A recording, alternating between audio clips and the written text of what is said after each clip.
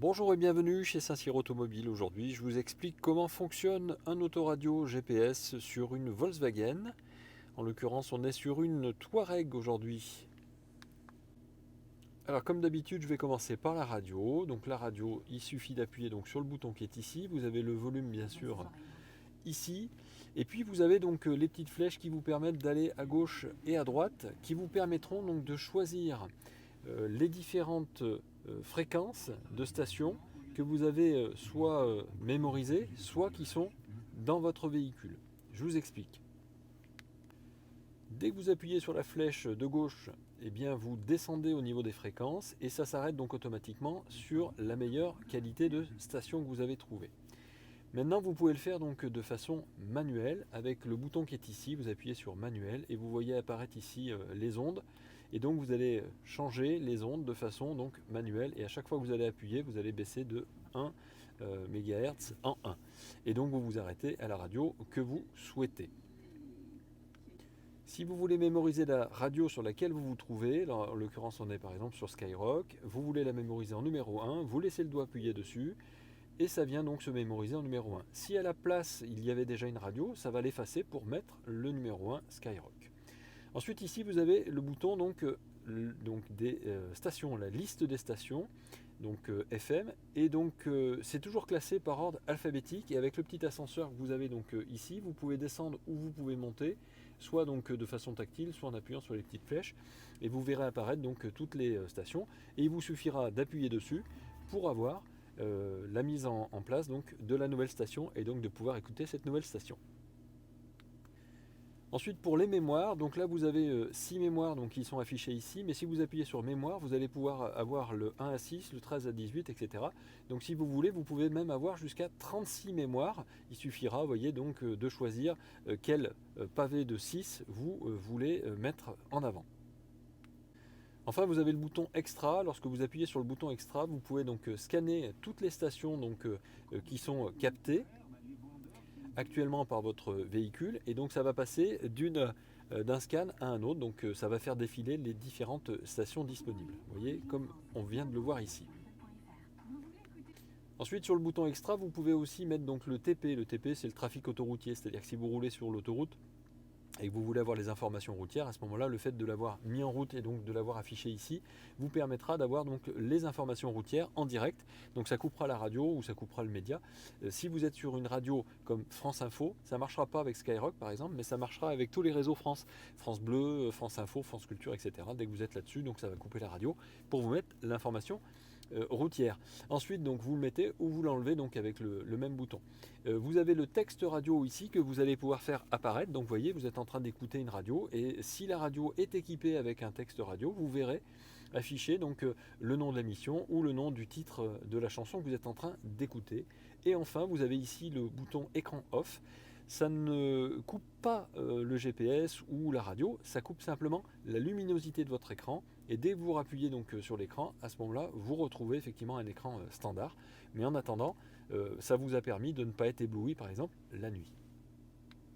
Et donc pour ceux qui sont équipés donc avec la radio digitale, en appuyant sur gamme ici, vous avez donc le choix d'écouter donc la radio FM, AM ou DAB, donc c'est la radio digitale. Et lorsque vous êtes en DAB, bah, vous avez une radio donc numérique, donc avec une qualité numérique.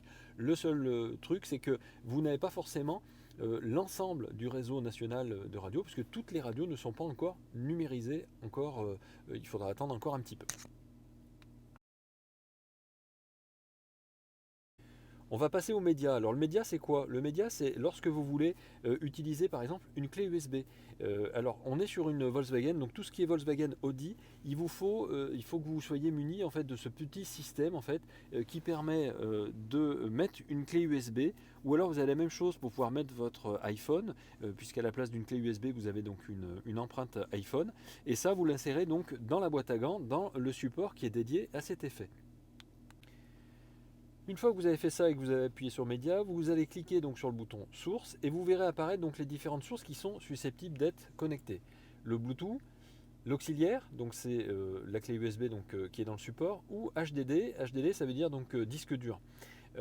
Disque dur ça veut dire que votre véhicule attention, c'est une option, hein, toutes les voitures ne l'ont pas, a un disque dur intégré. C'est-à-dire que si vous avez de la musique que vous avez mis sur une clé USB et que vous voulez intégrer dans le disque dur, vous pouvez ensuite utiliser le disque dur sans avoir besoin d'utiliser la clé USB. En l'occurrence, là, on va utiliser la clé USB et on va se positionner donc sur auxiliaire.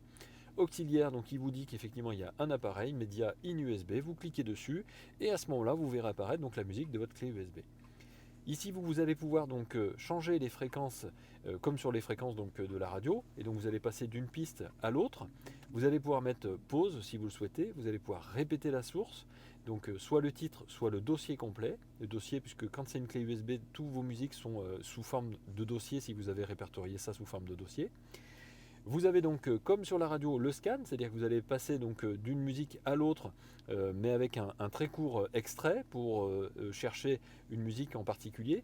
Vous pouvez mixer, donc c'est ce qu'on appelait le shuffle, donc ça lance effectivement les pistes de façon aléatoire. Vous allez pouvoir importer aussi, donc c'est ce que je vous disais en parlant du disque dur, à partir du moment où vous importez, vous allez importer effectivement votre musique directement dans le disque dur de la voiture. Après, vous n'aurez plus besoin de votre clé USB. Pour cela, la procédure elle est simple. Vous voyez, il vous demande ce que vous souhaitez importer. Donc tout ce qu'il y a sur votre clé USB ici peut être importé de façon indépendante ou alors tout sélectionner. Et une fois que vous avez tout sélectionné ou sélectionné ce que vous voulez, il vous suffira d'appuyer sur importer et ça importera dans le disque dur. Et ensuite, lorsque vous serez ici dans le bouton source et que vous irez dans disque dur, à ce moment-là, vous verrez effectivement toutes les musiques que vous avez intégrées dedans qui viendront apparaître ici et donc vous pourrez les sélectionner comme on vient de le faire sur la clé USB. De la même manière que pour la radio, vous avez aussi donc Extra qui vous permettra donc de voir la capacité de votre disque dur, d'importer comme on vient de le faire, mais surtout d'éteindre l'écran. Vous lancez la musique, vous écoutez la musique, mais vous éteignez l'écran sans pour autant éteindre les fonctions du GPS ou même donc de la lecture de vos musiques. Et ça vous permet de rouler la nuit sans avoir trop d'éblouissement de la part de cet écran. Et il vous suffira d'appuyer dessus une fois pour relancer effectivement l'image de l'écran, en tout cas de le remettre en route. Et enfin, le bouton sélection qui vous permettra donc d'aller se balader dans le dossier que vous avez dans votre clé USB ou disque dur, peu importe, et vous utilisez le petit ascenseur ici pour choisir effectivement les différentes musiques que vous voulez écouter ou les différents dossiers si jamais vous avez des dossiers. Vous voyez la différence, là ce sont des pistes, donc quand vous cliquez dessus c'est uniquement la piste que vous lancez, alors que si vous êtes sur un dossier, lorsque vous allez cliquer dans le dossier, vous allez faire apparaître ensuite tout ce qui est marqué dans le dossier.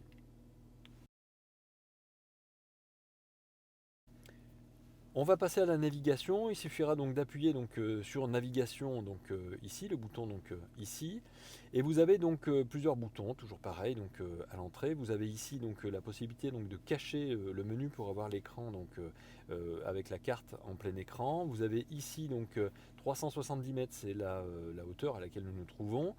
300 mètres, donc c'est le zoom qu'il y a sur la carte. Et donc le fait d'appuyer dessus vous permettra de mettre un zoom plus important ou un zoom moins important.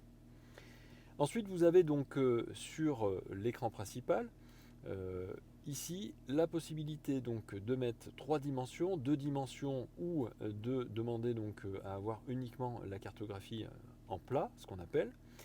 On va se mettre en 3 dimensions. Quand on est donc avec l'option Google Earth, donc ça veut dire qu'il faut être connecté effectivement à un téléphone portable pour pouvoir donner les informations, data. Ensuite vous avez donc ici destination et là c'est ce qui va vous permettre donc de saisir votre destination. Alors votre destination, vous allez ici donc sur nouvelle destination, vous allez sur adresse. Et enfin, vous allez donc saisir votre adresse. Donc vous cliquez d'abord sur la partie de gauche pour faire apparaître le pavé numérique. On veut aller à Annonay, donc on va cliquer sur Annonay. Donc tout simplement, vous tapez les premières lettres de votre destination. Vous remarquez qu'il vous laisse uniquement les lettres qui sont disponibles. Et ici, vous voyez un petit chiffre. Le petit chiffre, c'est ce qui vous permet en fait d'afficher ce qui vous propose, les propositions qu'il vous fait. Il y en avait 8. Et donc sur les 8, vous avez juste à cliquer sur la bonne proposition. Parce que comme vous avez vu, il y a Annonay, Boulieu-les-Annonais, Saint-Marcel-les-Annonais, etc. Donc plutôt que de taper la totalité de la ville à laquelle vous destinez, vous tapez simplement un morceau et vous allez dans la liste. Donc ensuite, il vous demande soit vous lancez le guidage parce que vous voulez aller simplement à Annonay, soit vous rentrez une rue. Alors vous allez dans la rue, effectivement. Si par exemple vous voulez aller à rue Pierre de Coubertin, Je prends exprès cet exemple parce que c'est un exemple qui est très long. Il vous suffira simplement de taper Pierre, ne tapez pas rue, etc. Tapez simplement Pierre. Et là, vous voyez, il vous fait déjà une proposition et il vous dit qu'il y a 9 propositions. Donc, soit vous validez, parce que là, il vous a déjà mis Pierre de Coubertin, soit vous allez dans la liste si jamais vous n'avez pas trouvé la rue Pierre de Coubertin. Enfin, il vous demande soit d'entrer le croisement, soit d'entrer donc la destination sur carte, soit de lancer le guidage, parce que juste d'aller dans la rue, ça vous suffit, ou encore une fois de rentrer le numéro.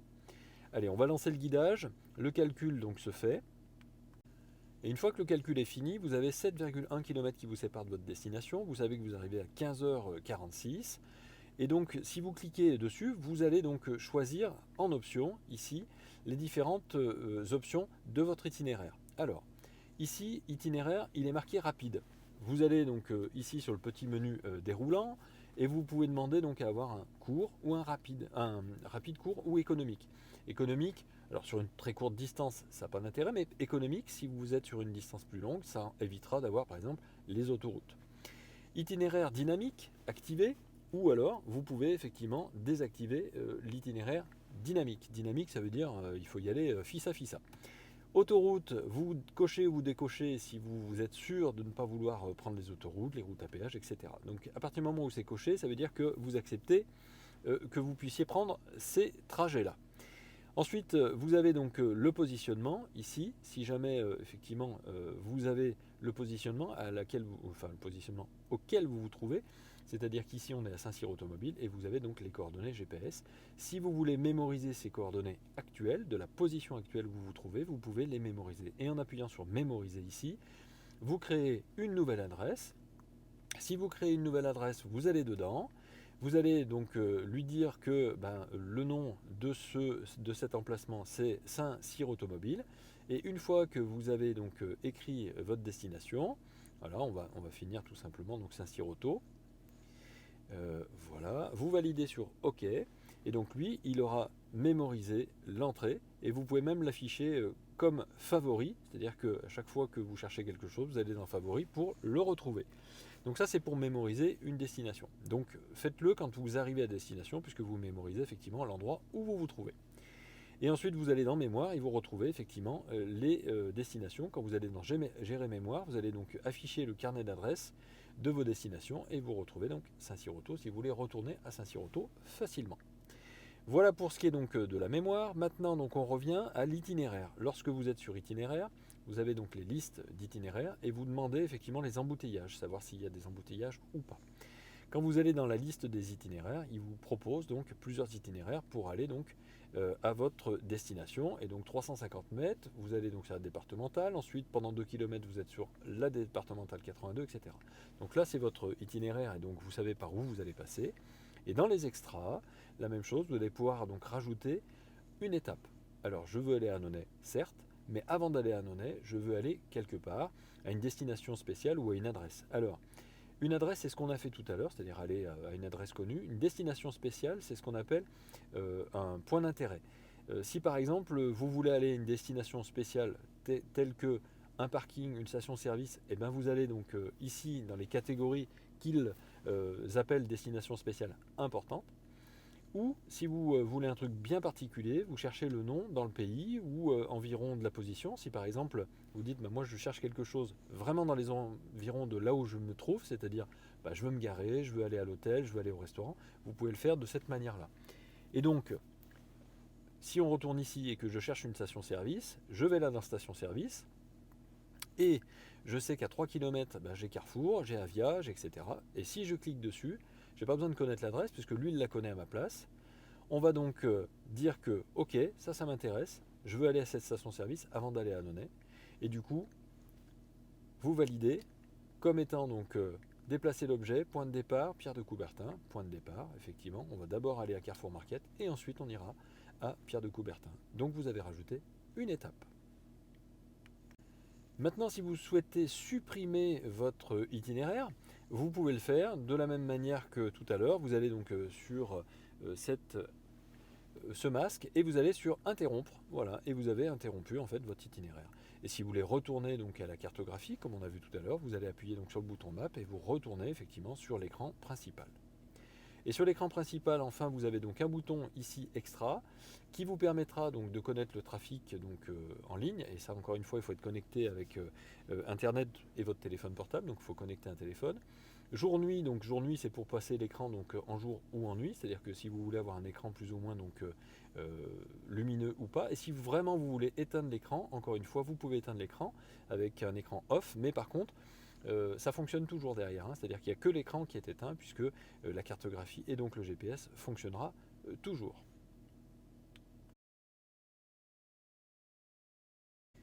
Maintenant, si vous voulez connaître le trafic, eh ben, il suffira d'appuyer sur le bouton trafic. Là, pour le coup, il n'y a pas de message routier parce qu'il n'y a pas de problème. Vous allez avoir tous les messages en fait, qui vont apparaître ici lors de votre parcours.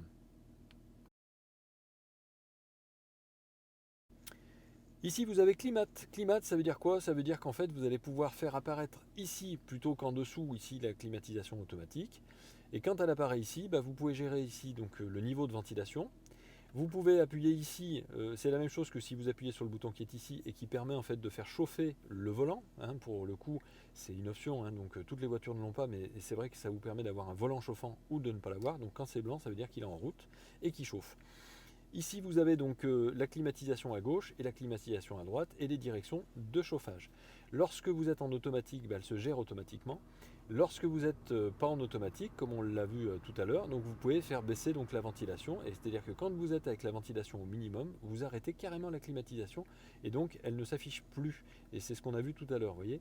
Là, elle est sur off. Si vous laissez une pale de ventilation, elle est en route et à ce moment-là, vous avez donc la température ici. Et la température, vous utilisez en fait les petits boutons qui sont dessous pour baisser la température, mais vous voyez apparaître ça en grand.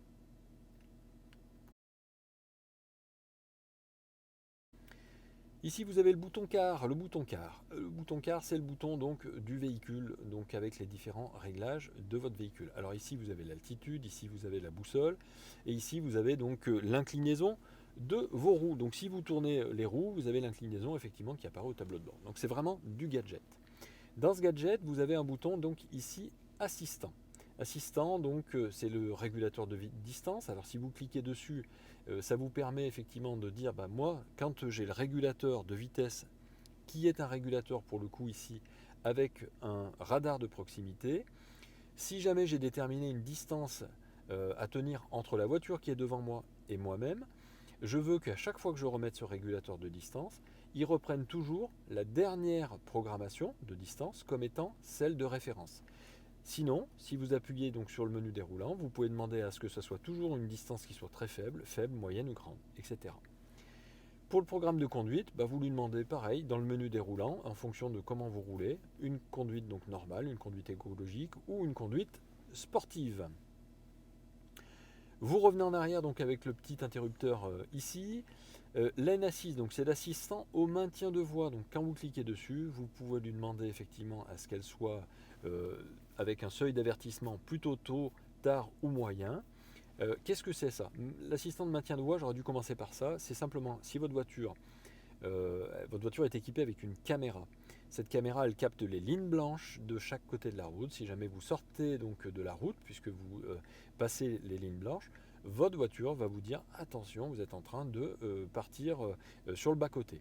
Donc vous voulez effectivement être averti plutôt tôt, tard ou plutôt normalement. Et ici la vibration du volant, parce que pour vous avertir, qu'est-ce qu'il fait? Il fait une vibration de volant qui va remettre la voiture dans l'axe, mais avec une certaine amplitude, pas trop, donc ça ne donne pas des coups de volant, mais juste des vibrations pour vous rappeler, pour vous réveiller si vous êtes en train de vous endormir. Donc vous réglez cette assistance.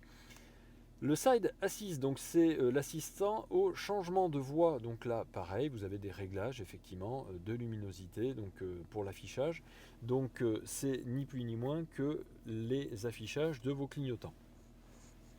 Vous revenez en arrière ici, vous avez le Front Assist, donc surveillage donc périmétrique que vous pouvez activer ou alerter donc sur la surveillance périmétrique. Ça veut dire que si vous avez effectivement une voiture qui est trop près de vous, vous avez activé l'alerte préventive pour vous prévenir que vous allez avoir un accrochage avec la voiture qui est devant vous.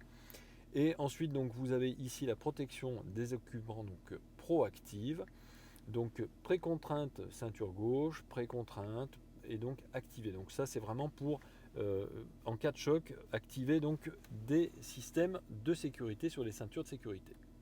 Vous descendez avec le petit ascenseur ici donc, et vous avez la détection de signalisation routière et le système d'aide au stationnement, donc détection de signalisation routière, véhicule avec remorque. Si vous jamais vous avez donc une remorque et que vous avez activé, vous serez donc averti, les occupants donc des voitures derrière seront avertis. Et donc système d'aide au stationnement, vous avez le volume de la hauteur du son à l'avant, à l'arrière. Alors qu'est-ce que ça veut dire? Ça veut dire que vous aurez deux sons différents en fonction des radars à l'avant et à l'arrière pour que vous puissiez vous faire la différence. Vous voyez, ça c'est le son par exemple de celui de l'avant et celui de l'arrière. Voilà, en mettant deux sons différents, vous aurez effectivement la possibilité de savoir si vous avez un choc prévu à l'avant ou à l'arrière. Pareil donc pour le son donc à l'arrière, donc volume de l'audio réduit. Ça veut dire quoi? Ça veut dire que si vous êtes avec la radio qui est en route et que vous avez le radar de recul qui est activé, si jamais il y a un obstacle, ça va donc faire entendre le radar de recul et baisser le son de la radio pour bien entendre le radar de recul. Ensuite, l'activation donc automatique, bien sûr, quand vous mettez donc la marche arrière, donc vous pouvez donc l'activer ou le désactiver. Et puis réinitialisation, bien sûr, des réglages si vous voulez que ce soit la voiture qui décide à votre place comment vous souhaitez que ce soit réglé. Donc ça c'est pour ce qui est des assistants. Pour ce qui est du réglage, vous avez les réglages donc de l'éclairage donc et de la vision. Si vous cliquez dessus, vous aurez effectivement l'éclairage d'ambiance. Alors l'éclairage d'ambiance, c'est la luminosité en fait de votre plafonnier. Lorsque vous allez allumer votre voiture à distance, vous avez le plafonnier qui va s'allumer. C'est-à-dire que quand vous ouvrez votre voiture à distance, vous avez le plafonnier qui va s'allumer. Et donc vous avez donc la fonction Coming Home et Leaving Home qui fait que Coming Home laisse les feux de votre voiture éclairés pendant 30 secondes ou en fonction donc ici de la petite option 10 secondes, 20 secondes. Donc vous fermez votre voiture et les feux vont rester allumés pendant cette période. Et fonction Living Home, ça correspond aussi à l'éclairage d'ambiance puisque c'est le plafonnier intérieur qui va rester allumé, lui 10 secondes, 20 secondes ou 30 secondes en fonction de ce que vous avez demandé. Vous avez l'éclairage adaptatif, donc ça veut dire que dès qu'il fait nuit, votre voiture va allumer les feux automatiquement si ça s'est coché et va activer le détecteur de pluie automatique si jamais vous l'avez activé. Et donc, adaptation pour circulation à gauche, ça veut dire que si vous roulez en Angleterre, il faut effectivement cocher cette petite case, mais ce n'est pas notre cas. Ensuite, vous revenez donc en arrière ici. Vous avez donc les combinés et instruments avec leur réglage. Donc, vous pouvez effectivement régler une alerte de vitesse. Donc alerte de vitesse au-delà de, alors là c'est 30 km/h, mais si vous l'avez activé, ça sera au-delà de 130 km/h, parce que c'est la vitesse maximum par exemple en France, et à ce moment-là vous serez averti. Mais il faut que ce soit activé ici, il faut que vous ayez mis la bonne vitesse. Et ensuite donc guidage, donc vue par flèche ou vue route, ça c'est pour les informations du GPS si vous souhaitez avoir des informations par flèche. Ensuite, donc, on en est donc à combiner et instruments. Donc, non, je reviens en arrière puisque je l'ai déjà fait, pardon. Réglage de siège. Donc, ici, vous allez pouvoir donc régler le siège donc conducteur avec la clé du conducteur. C'est-à-dire, vous associez la clé, puisque vous avez deux clés, vous allez pouvoir associer votre clé conducteur à la position du siège conducteur. Et ça ne marche que si vous avez des sièges électriques à mémoire. Ensuite, pour la clé du véhicule, vous allez pouvoir donc lui demander, lorsque vous appuyez longtemps sur la clé, donc sur l'ouverture, vous allez demander donc à ce que les vitres avant, les vitres arrière et le toit panoramique, si vous en êtes équipé, se descendent. Et lorsque vous laissez le doigt appuyer longtemps sur la fermeture, ça va, plutôt que de les ouvrir, ça va les fermer. Donc ça évite effectivement de remonter dans la voiture quand on a oublié de fermer une vitre, de pouvoir justement le faire à distance. Pour le verrouillage centralisé, vous pouvez demander à ce que la voiture se verrouille toute seule lorsque vous roulez. Vous pouvez demander à ce que lorsque la voiture est verrouillée, de rabattre les rétroviseurs ou de les laisser ouverts. De déverrouiller donc séparément le coffre à bagages, ça veut dire que ici vous déverrouillez toutes les portes ou seulement la porte par exemple du conducteur. Et ici, vous demandez à ne déverrouiller que le coffre arrière. Alors ça, c'est quand on habite à Paris et puis qu'on n'est pas sûr effectivement de ne pas se faire voler quelques affaires dans la voiture. Si vous ouvrez toute votre voiture est accessible. Si vous n'ouvrez qu'une partie, grâce à ce système-là, vous vous préservez de quelques petits cambrioleurs. Ensuite, vous descendez toujours avec le petit ascenseur ici et vous avez donc ID du véhicule. Donc ici, c'est l'identité du véhicule et le nombre de clés qui est associé à ce véhicule. Et système de contrôle de pression de pneus. Lorsque vous cliquez dessus, vous avez l'état de charge de vos pneumatiques, pleine charge ou charge partielle. Moi, je vous conseille de mettre pleine charge. Et lorsque vous avez pleine charge, ça veut dire que vous êtes chargé à bloc, c'est-à-dire que vous êtes nombreux dans la voiture. Sinon, charge partielle, ça veut dire que vous êtes seul dans la voiture et que vous n'avez pas de bagages. Une fois que vous avez mis ça, lorsque la pression des pneus est faite, lui considère que s'il y a une baisse de pression, vous en serez informé. Vous faites marche arrière et vous avez donc ici enfin donc le service. Et là le service, donc il vous dit que par exemple le service est à faire donc 14 600 km. Alors c'est pour le service entretien parce que chez Volkswagen vous avez la différence entre un service vidange et un service entretien. La vidange c'est tous les 30 000 km et vous faites quand même un entretien tous les 15 000 km, c'est-à-dire que vous ne changez pas forcément l'huile mais vous faites quand même une vérification. Et vous pouvez donc ici réinitialiser donc les services de vidange, c'est-à-dire qu'une fois que vous avez fait l'huile, que vous avez changé l'huile, vous pouvez effectivement réinitialiser le service de vidange.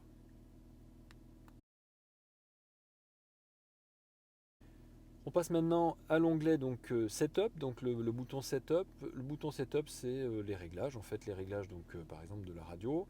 Donc vous pouvez demander donc à avoir des fréquences alternatives, donc AM, FM, etc. La radio régionale, donc le RDS, donc est régional, c'est-à-dire RDS, ça veut dire recherche des stations. Vous êtes sur Chéri FM, ici à Saint-Cyr, vous partez à Paris, ça recherchera toujours la station Chéri FM de façon automatique, mais ça recherchera aussi les radios régionales. Pour les touches fléchées, c'est ce qu'on a vu tout à l'heure lorsqu'on est sur la radio. C'est les touches qui sont ici, à droite et à gauche, qui permettent de changer donc les fréquences de station et de chercher d'autres radios. Eh bien, vous pouvez déterminer à ce que ces touches fléchées soient la liste des stations ou alors la liste des stations qui ont été mémorisées. Donc vous passez d'une mémoire à l'autre. Les informations routières, donc activées ou désactivées, donc c'est pour avoir les informations sur le trafic autoroutier. Et le suivi des programmes DAB. DAB, donc c'est, je vous le rappelle, la radio digitalisée. Et enfin, ici, vous allez pouvoir effacer la liste des mémoires. C'est-à-dire, vous vendez votre voiture, vous voulez effacer la liste des mémoires, vous appuyez là-dessus et vous effacez tout ce que vous aviez en mémoire sur la radio. Pour le média, la même chose. Vous avez donc ici la possibilité d'activer donc les noms des titres, c'est-à-dire en fait quand vous avez un dossier sur votre clé USB, vous allez pouvoir effectivement tout voir sur votre clé USB. Si c'est un DVD, c'est-à-dire que si vous avez mis effectivement un DVD ou les réglages TV, il faut que votre voiture soit équipée avec ça, vous auriez des réglages supplémentaires. Ensuite, pour la commande vocale, là, en cliquant dessus, vous allez pouvoir faire le petit réglage, donc vous affichez la commande. Dialogue abrégé, donc c'est pour avoir donc, les dialogues abrégés, si jamais vous ne vous rappelez plus ce qu'il faut dire, en cliquant là-dessus, vous les verrez apparaître. Le signal d'entrée, oui, l'apprentissage individuel, le volume sonore, donc vous pouvez tout régler. L'apprentissage donc améliore la reconnaissance, c'est-à-dire que vous démarrez l'apprentissage avec ce système-là pour qu'il reconnaisse votre voix et donc du coup ça permettra d'avoir un meilleur signal vocal, mieux entendu par la voiture et donc mieux reconnaissable. Le volume sonore, donc vous allez pouvoir demander à avoir un volume sonore plus ou moins fort de la commande vocale. Vous descendez avec l'ascenseur ici et vous pouvez donc effacer toutes les entrées vocales de la même manière. Si vous vendez votre voiture, vous effacez tous vos coordonnées vocales. Pour le téléphone, vous avez donc ici la possibilité donc, de sélectionner une sonnerie, les options de communication, les touches raccourcies effectivement que vous allez pouvoir faire apparaître ici à partir du moment où vous aviez déjà mis un téléphone en Bluetooth sur votre véhicule. Pareil pour les réglages donc, du SMS. Choix automatique du réseau, bien sûr, il faudra toujours que ce soit coché. Et puis donc vous pouvez aussi désactiver le téléphone en cliquant là-dessus. Donc vous pouvez donc demander à désactiver le téléphone pour ceux qui n'aiment pas les ondes, par exemple. Ensuite, vous avez ici le carnet d'adresse. Le carnet d'adresse, donc c'est la capacité donc, de la mémoire. Donc comme ça, vous savez si vous pouvez encore en mettre ou pas dans votre adresse. Donc là, 3 sur 100 donc enregistré dans l'appareil. Importé du téléphone, 0 sur 2000, etc. Ça vous permet d'avoir un état des lieux de la mémoire en fait de votre voiture. Ensuite, vous avez donc le carnet d'adresse de votre téléphone qui sera classé par nom ou prénom, ou alors vous pouvez donc inverser et mettre donc prénom et nom. Hein, c'est vraiment comme sur un téléphone. Afficher les contacts généraux, effacer les profils, et pareil, donc vous descendez donc ici avec le petit ascenseur, et puis vous allez pouvoir donc importer des contacts, exporter des contacts. Mais rassurez-vous, rien de compliqué, quand vous mettez un téléphone en route, il vous demande effectivement d'importer les contacts, donc vous n'aurez plus qu'à accepter la notification. Pour les tonalités, c'est ici, donc tonalité c'est aigu, grave, balance, fader. Donc ça veut dire que vous allez pouvoir régler ici en fait les différents sons de votre autoradio. Le volume sonore, c'est pour régler effectivement le volume des informations routières. Encore une fois, c'est quand vous êtes sur le TP qu'on a vu tout à l'heure, donc les trafics autoroutiers qui vous seront donnés, eh bien vous pouvez donc demander à ce que ce soit un volume sonore plus important que le reste de la radio pour bien faire la différence entre les informations routières. Les messages de navigation, donc c'est le GPS en fait, quand le GPS vous parle, donc c'est là où vous demandez effectivement à avoir un volume sonore plus ou moins important. Voilà. Ce que je vous conseille aussi, c'est que lorsque le GPS vous donne une indication, à ce moment-là, vous augmentez le volume via le bouton en fait, de volume de l'autoradio et ça augmentera le volume du GPS uniquement. Et lorsque le GPS a fini de parler et que vous revenez sur un état normal, ça monte le volume de la radio. Mais sinon, c'est le volume du GPS. Le volume audio donc réduit, élevé, ça veut dire que lorsque plus vous roulez vite en fait, et plus votre radio va parler fort d'une part, et là du coup vous avez un volume de la radio qui va donc baisser naturellement dès que la navigation vous donne un message. Ensuite, système d'aide au stationnement, donc c'est pareil, donc vous pouvez donc changer donc le volume comme on l'a vu tout à l'heure, à l'avant et à l'arrière en fait du son de votre radar de recul, et volume audio réduit aussi. Lorsque vous avez un radar de recul qui est en route, ça réduira le volume de la radio pour bien que vous entendiez le volume de votre radar de recul. Ensuite ici vous avez système donc, qui vous permettra donc, de changer la langue. Donc bien sûr dans le menu déroulant vous choisissez donc la langue, les unités, donc unité donc c'est Fahrenheit et puis kilomètres, donc si vous allez en Angleterre vous pourrez donc choisir les miles, etc. La date et l'heure bien sûr, lorsque vous cliquez dessus donc vous avez donc ici affiché l'heure, source horaire manuelle, ou sinon ici vous avez le GPS, c'est-à-dire que quand vous cliquez sur GPS, ça se met en route et ça se fait tout seul, c'est-à-dire que c'est votre voiture qui va déterminer l'heure et c'est pas vous qui mettez l'heure, c'est votre GPS qui met votre voiture à l'heure. Format de l'heure 24 heures, date, et puis format de date aussi, puisque vous pouvez mettre à l'américaine ou vous pouvez mettre donc en mode européen. Vous revenez en arrière et vous avez donc les réglages usine. Donc là, quand vous cliquez là-dessus, vous demandez à votre voiture de répertorier tout ce que vous avez dans la voiture et donc d'effacer tout. Ou alors, vous pouvez demander simplement d'effacer tout ce qu'il y a dans la médiathèque, le média. Et pareil, n'oubliez pas de descendre sur le petit ascenseur pour enlever tout ce qui est navigation, Bluetooth, etc. Donc ça, c'est la possibilité de réinitialiser tout ça et je vous le conseille de le faire lorsque vous vendez votre voiture. Ici, vous avez enfin donc l'écran avec la luminosité donc bien sûr de l'écran plus ou moins donc importante que vous allez pouvoir régler, le signal de confirmation et donc là ici vous êtes en jour nuit et vous pouvez demander donc d'être en automatique. Automatique ça veut dire que si les feux sont allumés ça reste en nuit, si les feux sont éteints ça passera donc automatiquement en jour avec un éclairage un petit peu plus important. Et ici vous avez les connexions. Et les connexions, c'est ce qui permet de rechercher justement donc, les lecteurs audio et chercher les appareils Bluetooth.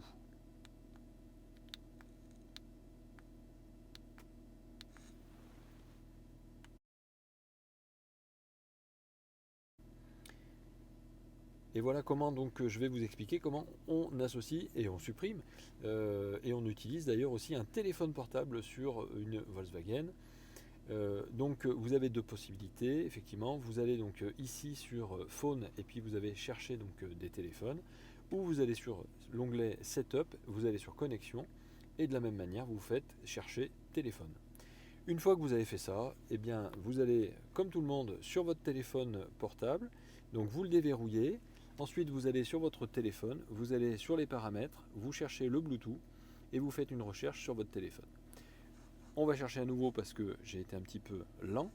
Mais voilà, vous avez donc sur votre téléphone hands-free qui apparaît. On va laisser donc le nom de la voiture s'afficher et on va laisser encore une fois chercher la voiture.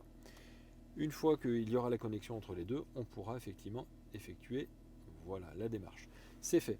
Donc là vous avez donc le téléphone, donc notre téléphone qui s'affiche. Vous cliquez dessus. Vous lui demandez effectivement donc le mode main libre, bien sûr. Il se connecte donc avec votre téléphone portable. Vous allez voir apparaître voilà, donc un numéro effectivement sur votre téléphone. Vous cliquez sur jumeler et vous acceptez la notification sur votre écran. Vous autorisez la synchronisation des contacts bien évidemment pour voir apparaître vos contacts sur l'écran lorsque quelqu'un vous appelle. Et donc ensuite, vous n'avez plus qu'à valider sur OK, votre téléphone, ça y est, il est connecté. Voilà, donc vous avez plusieurs profils, on ne va pas remplacer le profil pour l'instant, mais vous avez votre téléphone donc, qui est associé à votre voiture. Désormais, lorsque vous allez appuyer donc, sur téléphone, vous voyez effectivement votre téléphone qui apparaît ici, avec les appels ici, donc en absence, les numéros composés, les numéros reçus. Ici, c'est le pavé numérique qui vous permettra donc d'utiliser le pavé pour téléphoner, et encore une fois les petits extras qui permettront, si jamais vous laissez cet écran là et que vous roulez de nuit et que vous ne voulez pas être ébloui par votre écran, de couper donc cet écran. Ici vous avez la prise de ligne, là vous n'avez donc pas de réseau pour l'instant, et puis donc la touche SOS pour appeler les pompiers si jamais vous avez un accident, un malaise, etc. Et là vous retrouvez donc votre carnet d'adresses qui vous permettra de choisir donc vos numéros, vos différents numéros de téléphone dans votre carnet d'adresses. Maintenant, si vous voulez supprimer donc un téléphone, vous allez sur Setup, vous allez dans Connexion. Ensuite, vous allez donc dans Réglages Bluetooth. Vous avez donc ici la liste des appareils Bluetooth. Vous cliquez dessus. Vous retrouvez votre téléphone, celui que vous souhaitez supprimer. Et vous avez donc Effacer appareil. Vous cliquez dessus, il vous demande une validation, vous l'effacez et c'est fait. Maintenant, si vous voulez effacer tous les appareils, vous faites la même chose, sauf qu'au lieu d'aller dans liste des appareils Bluetooth, vous allez dans effacer tous les appareils. Et là, donc, il va vous demander de valider si vous voulez bien effacer tous les appareils. Et vous dites OK. Et là, vous avez vraiment tous les appareils qui sont supprimés.